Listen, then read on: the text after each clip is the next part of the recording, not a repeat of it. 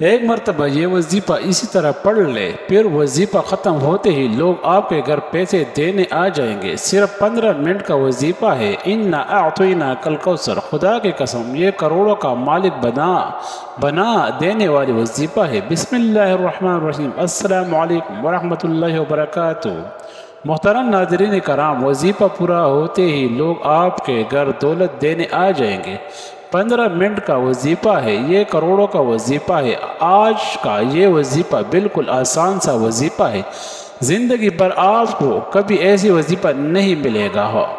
اگر آپ کو رزق کا مسئلہ ہے، دکھ تکلیف ہے، بیماریوں ہو، بس یہ چھوٹا سا آسان سا وظیفہ پڑھ لینا۔ یہ سورۃ کوثر کا نیا اور مجرب وظیفہ ہے۔ میرے تمام احباب جو بھی اس ویڈیو کو دیکھ رہے ہیں، اگر پوری طور پر مالا مال ہونا چاہتے ہو تو یہ وظیفہ لازمی پڑھنا اور میرے اس ویڈیو کو آخر تک لازمی دیکھنا تاکہ مکمل معلومات اچھی سے مل جائے۔ پوری زندگی آپ لوگ اگر وظائف کر کر کے تھک چکے ہو تو میری بات مان کر آج ہی یہ سورۃ کوثر کا وظیفہ صرف ایک مرتبہ پڑھ لو۔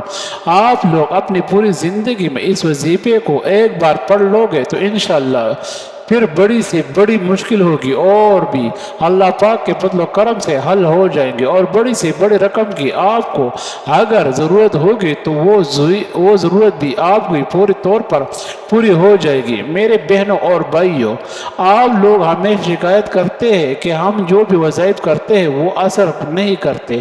ہم سالوں سے وظائف کر رہے ہیں لیکن ہم جو بھی وظیفہ پڑھتے ہیں اس کا ہمیں کوئی فائدہ نہیں بلکہ ہمارا وقت ہی ضائع ہو جاتا ہے۔ اس کی بہت ساری وجوہات ہیں، بہت سے مسائل ہوتے ہیں، لیکن آپ کو بالکل بھی پریشان نہیں ہوتا اور گھبرانا بھی نہیں، بس اپنے رب پر ہی کامل یقین اور مکمل بھروسہ رکھنا ہے، اور اس وظیفے کو پڑھتے ہی آپ کے گھر کی ناخوشی ختم ہو جائے گی اور رزق میں بہت اضافہ ہوگا۔ آپ کے لیے سارے دروازے کھول دیے جائیں گا اور غیب سے آپ کی مدد کرے گا۔ یہ فائدہ خاص طور پر ان لوگوں کے لیے ہے جو چاہتے ہیں کہ ان کے مکانات مبارک ہو، ان کی آمدنی میں اضافہ ہو، ان کے رزق کو صرف ایک مکان سے نوازا جائے۔ وہ ہے جو کماتا ہے، وہ جو بہت زیادہ کھاتا ہے۔ اگر رزق کی کمی ہے تو آپ کو صرف ایک بار اس عمل کی ضرورت کرنی چاہیے، اللہ تعالیٰ اس میں اضافہ کرے گا، کیونکہ عزیز دوستو، اللہ تعالیٰ کے لیے رزق میں اضافہ کرنا کوئی بڑی بات نہیں ہے۔ رزق دینے والا ہی اللہ تبارک و تعالیٰ ہے، وہ جب چاہے رزق چھین بھی لیتا ہے، لہٰذا ہمیں اللہ پر پورا بھروسہ رکھنا چاہیے۔ اس سے کوئی فرق نہیں پڑتا کہ ہم کتنا کام کرتے ہیں، کتنا رزق کما لاتے ہیں، اگر ہمیں اللہ پاک پر پورا بھروسہ نہیں ہے تو ہمیں کچھ بھی نہیں ملے گا۔ اگر ہم نے اللہ تعالیٰ پر بھرپور بھروسہ ہے تو ہمیں دنیا کی ساری دولت مل جائے گی، لیکن آپ کو اللہ پاک پر پورا یقین بھروسہ رکھنا ضروری ہے۔ اس عمل کو کرنے کا طریقہ اور وقت، قرآن کی ہر سورت کی اپنی ایک خوبی ہے اور اس کی اپنی برکات و فضیلت ہے، اس لحاظ سے سورۃ کوثر کی بھی اپنی خوبی اور برکت ہے۔ یہ ایک چھوٹی سی سورت ہے لیکن اس کی فضیلت اور برکت بہت زیادہ ہے۔ ناظرین کرام، وظیفہ سے پہلے ہم آپ کو سورۃ کوثر کے بارے میں چند حقائق بتاتے ہیں۔ سورۃ کوثر قرآن پاک کی سب سے چھوٹی سورت ہے اور اس سورت کے جملے الفاظ 10 ہیں۔ سورۃ کوثر کے پہلی آیات میں 10 حروف ہے، سورۃ کوثر کی دوسری آیات میں 10 حروف ہے، سورۃ کوثر کی تیسری آیات میں 10 حروف ہے۔ اس پوری سورت میں جو سب سے زیادہ تکرار سے حروف آیا ہے وہ حروف الف ہے، جو 10 دفعہ آیا ہے۔ جو حروف جو اس صورت میں صرف ایک دفعہ آئے ہیں ان کی تعداد بھی 10 ہے۔ اس صورت کے تمام آیات کا اختتام حرف را پر ہوا ہے جو کہ حروف تہجوی 10 والی حرف شمار ہوتا ہے۔ قرآن مجید کی وہ صورت ہے جو حرف را پر اختتام پذیر ہو رہی ہو، ان کی تعداد بھی 10 ہی ہے، اور جن میں سورۃ کوثر سب سے آخری سورت ہے۔ سورۃ کوثر میں جو 10 عدد ہے، اس کی حقیقت یہ ہے کہ وہ ذوالحجہ کے مہینے کا 10واں دن ہے، جیسے کہ اللہ تعالیٰ نے فرمایا فصل لربک وانحر، پس نماز پڑھو اور قربانی کرو، اور دراصل قربانی کا دن ہے۔ اللہ پاک کی شان ہے کہ سب کچھ قرآن کریم کی سب سے چھوٹی سورت کے اندر ہے جو کہ ایک سطر پر مشتمل ہے۔ پھر بڑی بڑی صورتوں کے متعلق آپ کا کیا خیال ہے؟ اللہ تعالیٰ نے واقعی سچی فرمائی ہے کہ ہم نے اپنے بندوں پر جو کچھ نازل کیا ہے، اگر تمہیں اس میں ذرا بر بھی شک ہو تو اس جیسی ایک صورت ہی بنا لے آؤ۔ اللہ تعالیٰ مجھے اور آپ کو حوض کوثر سے ایسے مبارک پانی پلائے جس کے بعد ہمیں کبھی پیاس نہ لگے ہو، آمین۔ ناظرین کرام، یہ وظیفہ کرتے ہوئے ہمیں اللہ تعالیٰ ہی پر بھروسہ اور اعتماد رکھنا ہے، اور انشاءاللہ تعالیٰ اللہ تبارک و تعالیٰ اپنے فضل و کرم کی بارش برسائے گا اور آپ کے خوب مدد فرمائے گا۔ قرآن مجید میں بہت سی جگہوں پر توکل اور اللہ پاک پر یقین کی تلقین کی گئی ہے، چند کے مفہوم درج ذیل ہے: اور اللہ کے دامن کو مضبوطی سے تھام لو رکھو، وہی تمہارا مددگار اور کارساز ہے۔ پس وہ کتنا اچھا کارساز ہے اور کتنا اچھا مددگار ہے، اور اللہ تعالیٰ پر بھرپور بھروسہ جاری رکھے، اور اللہ ہی کارساز کافی ہے۔ اسی طرح بہت سے حدیثات میں بھی اسی طرح روایات ہے۔ کچھ کے مفہوم یہ ہے: حضرت ابن عباس رضی اللہ عنہ فرماتے ہیں کہ ایک دن میں سواری پر حضور نبی کریم صلی اللہ علیہ وسلم کے پیچھے بیٹھا ہوا تھا۔ آپ صلی اللہ علیہ وسلم نے فرمایا: اے لڑکے، مجھے تجھے چند باتیں بتاتا ہوں، اللہ تعالیٰ کو یاد رکھ اور تجھے مضبوط رکھے گا۔ اللہ تعالیٰ کو یاد رکھ، اسے اپنے سامنے پائے گا۔ جب مانگے گا تو اللہ تعالیٰ سے مدد مانگے چاہیے، اور تو اسی سے مدد طلب کر، اور جان لے کہ اگر تم امت تجھے کچھ نفع دینے کے لیے جمع ہو جائے تو وہ تجھے صرف اتنا ہی نفع پہنچا سکتے جو اللہ تعالیٰ نے تیرے لیے لکھ دیا ہے، اور اگر سب لوگ تجھے نقصان پہنچانے پر اتفاق کر لے، ہرگز نقصان نہیں دے سکتا مگر وہ جو اللہ تعالیٰ نے تیرے لیے لکھ دیا ہے۔ یہ حدیث متفقہ صحیح ہے۔ توکل کا پہلا مقام یہ ہے کہ بندہ اللہ عز و جل کے سامنے اسی طرح ہو جس طرح مردہ غسل دینے والے کے سامنے ہوتا ہے، اور وہ جس طرح سے چاہے اسے الٹ پلٹ کرتا ہے، اور ہر وقت اللہ تعالیٰ سے ہی تعلق قائم رکھنا بھی توکل ہے۔ اللہ پاک کے فیصلے اور احکام کے سامنے سر جھکانا توکل کی تعریف ہے۔ اللہ پر اعتماد کرتے ہوئے اس پر اتفاق کرنا توکل ہے۔ بندہ رزق اور دیگر ضروریات کے متعلق اللہ عز و جل کے ضامن اور کفیل ہونے کا یقین اور بھروسہ رکھے، اور اللہ تعالیٰ کے کمال علم اور اس کی کمال قدرت کا تصور کرے، اور اس بات پر یقین رکھے کہ اللہ عز و جل ہر عیب و نقص سے پاک ہے۔ جب ہمیشہ اس تصور ذہن میں رکھے گا تو ضروری اسے رزق کے بارے میں رب تعالیٰ پر توکل سعادت نصیب ہو جائے گی۔ آپ کے وظیفوں میں اکثر نہ ہونے کی وجہ یہی ہے کہ آپ رب کی ذات پر توکل نہیں کرتے، صرف زبانی ہی کہتے ہیں۔ اس لیے جب بھی کوئی وظیفہ شروع کرے تو اپنے رب العزت پر بھرپور یقین اور اعتماد رکھے کہ وہ آپ کی ضرور سنے گا اور مدد فرمائے گا انشاءاللہ تعالیٰ۔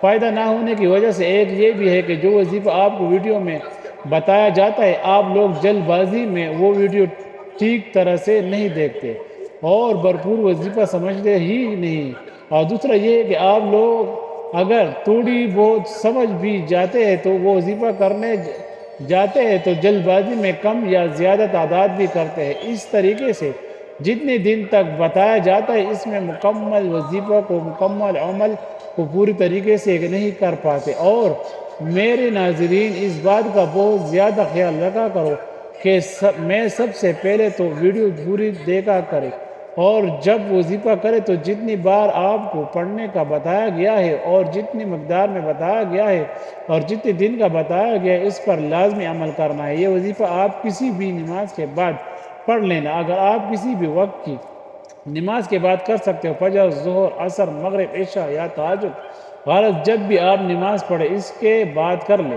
مرد حضرات مسجد میں نماز پڑھتے ہیں تو نماز پڑھنے کے فوراً بعد یہ وظیفہ پڑھ لے۔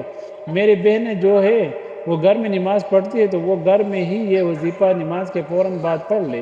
اگر آپ لوگ نماز کے بعد بھول جاتے ہیں تو آپ لوگ چلتے پھرتے بھی یہ کلمات پڑھ سکتے ہیں، لیکن سب سے پہلے آپ کو کوشش کرنا چاہیے کہ نماز پڑھنے کے فوراً بعد آپ یہ وظیفہ پڑھ لیں، کیونکہ نماز کے بعد کی زیادہ فضیلت اور عظمت ہوتی ہے۔ یہ وظیفہ بہت ہی آسان سا وظیفہ ہے۔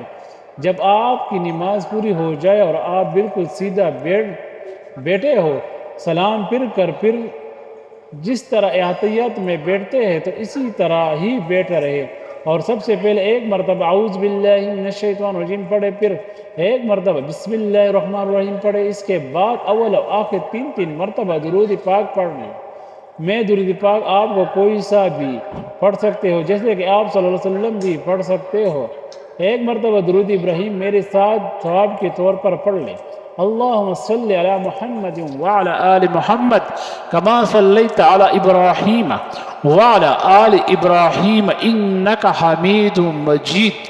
اللہم بارک علی محمد وعلی آل محمد کما بارکت علی ابراہیم وعلی آل ابراہیم انکا حمید مجید۔ پھر جیسے ہی 3 مرتبہ آپ لوگ درود پاک پڑھ لیں گے، اب آپ لوگوں کو فوراً سے 10 مرتبہ سورۃ کوثر پڑھنی ہے۔ جی ہاں ناظرین کرام، آپ نے 10 مرتبہ سورۃ کوثر پڑھنی ہے۔ بسم اللہ الرحمن الرحیم، انا اعطیناک الکوثر فصل لربک وانحر ان شانئک هو الابتر۔ اس کے فوراً بعد آپ لوگوں کو اللہ تعالیٰ کے یہ 3 نام 10 مرتبہ پڑھنی ہے۔ یا اللہ یا رحمان یا رحیم، یا اللہ یا رحمان یا رحیم، یا اللہ یا رحمان یا رحیم 10 مرتبہ پڑھ لینا ہے۔ اس کے بعد پھر 10 مرتبہ سورۃ کوثر پڑھ لے۔ جب 10 مرتبہ سورۃ کوثر پڑھ لے، آپ لوگوں نے اب دوبارہ سے دوسری مرتبہ 10 یا اللہ یا رحمان یا رحیم، یا اللہ یا رحمان یا رحیم، یا اللہ یا رحمان یا رحیم پڑھ لیجئے گا۔ اس کے بعد آپ دوبارہ سے 10 مرتبہ سورۃ کوثر پڑھے گا۔ اس کے بعد اب آپ لوگ دوبارہ 10 مرتبہ یا اللہ یا رحمان یا رحیم پڑھے گا، مطلب آپ کو ٹوٹل 30 مرتبہ یا اللہ یا رحمان یا رحیم پڑھنا ہے اور 30 مرتبہ سورۃ کوثر پڑھنی ہے۔ پھر آخر میں 3 مرتبہ درود پاک پڑھ لینی ہے۔ جو درود پاک شروع میں پڑھا تھا وہی آخر میں بھی پڑھ لے، فقط واللہ عالم۔ اس کے بعد اللہ پاک سے خوب دعا مانگے، انشاءاللہ اللہ پاک آپ کی دعائیں قبول و منظور فرمائے گا۔ آپ تمام حاجتوں کے لیے، مرادوں کے لیے، بیماریوں کے لیے، تکالیفوں کے لیے، قرضوں میں اگر ڈوبے ہوئے ہو ان قرضوں کے ادائیگی کے لیے دعا مانگ لو۔ اگر آپ کو نوکری نہیں مل رہی، پاک اور حلال نوکری چاہتے ہو، کہیں بھی اچھی نوکری چاہتے ہو تو اس کے لیے دعا مانگ لو۔ مطلب جتنی بھی آپ کی پریشانی ہے، جتنی بھی آپ کی تکالیف ہے، ان کے لیے اللہ پاک سے رو رو کر گڑگڑا کر دعا ضرور مانگے گا تو ناظرین اللہ تعالیٰ ضرور کامیابی عطا فرمائے گا انشاءاللہ تعالیٰ۔ اللہ ہم سب کا حامی اور ناصر ہو۔ السلام علیکم ورحمۃ اللہ وبرکاتہ۔ ناظرین کرام، اگر مجھ سے کمی بیشی اور کوتاہی ہو گئی ہو تو میں آپ سب بھائیوں سے معافی چاہتا ہوں۔ السلام۔